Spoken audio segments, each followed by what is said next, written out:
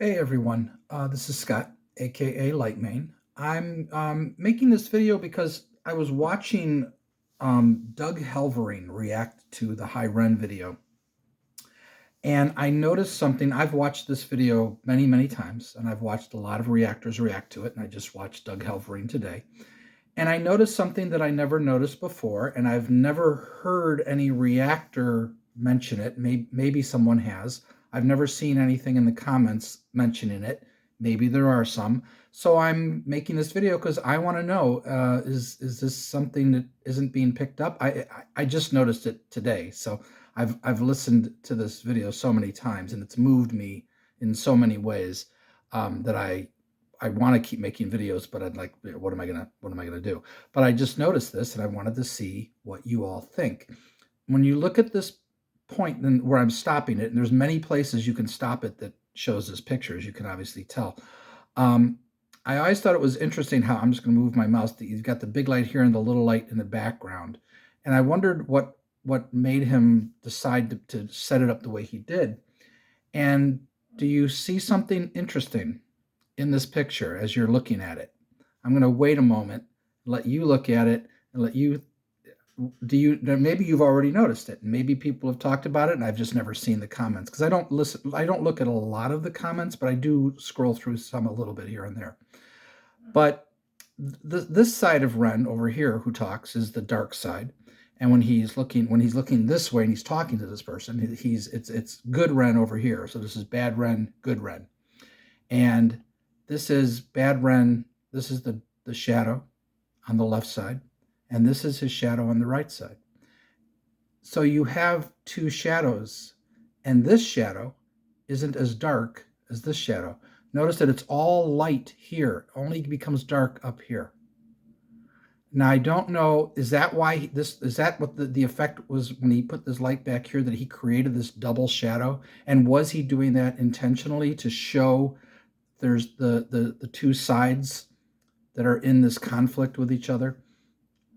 I think when I saw it, I was just like, oh my God, how did I not notice this before?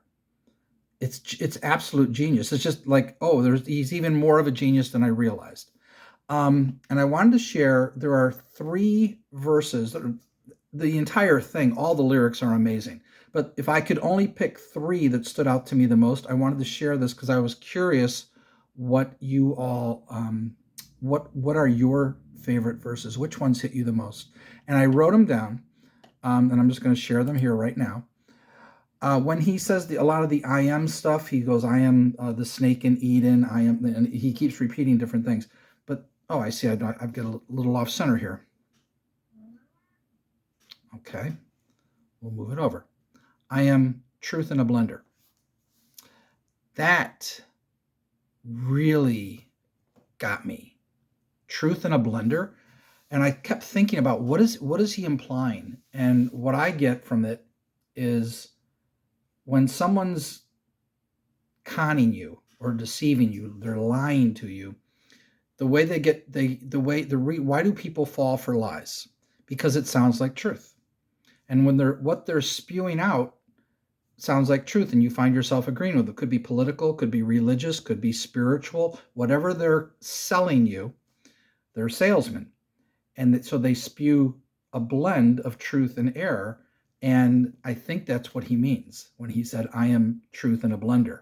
It sounds right. You agree with me, you start believing it, but it's all lies and deceptions. I think that's awesome. That's my interpretation. Let me know if I'm wrong, if I am wrong, or if you have a different interpretation. And then, of course, and I go by many names also. Some people know me as Hope. Some people know me as the voice that you hear when you loosen the noose on the rope.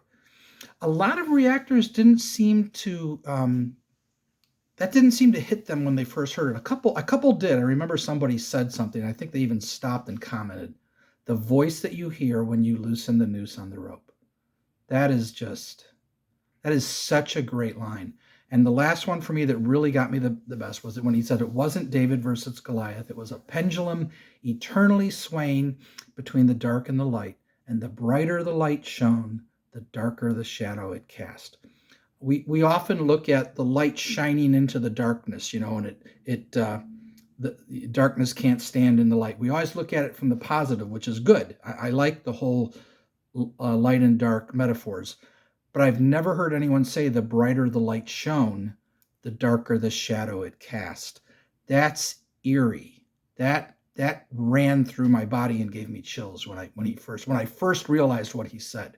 So did these other two verses. So did many verses in this. I'm not just saying these are the only ones that are great. Um, but I thought it was really cool, and I just wanted to see what you all think. And did you notice the double shadow thing in being that this is the light shadow and this is the dark shadow? I thought that was really, really cool. All right, that's all I wanted to say. I hope you guys enjoyed the video, and if you want to get into a discussion about anything with me, feel free.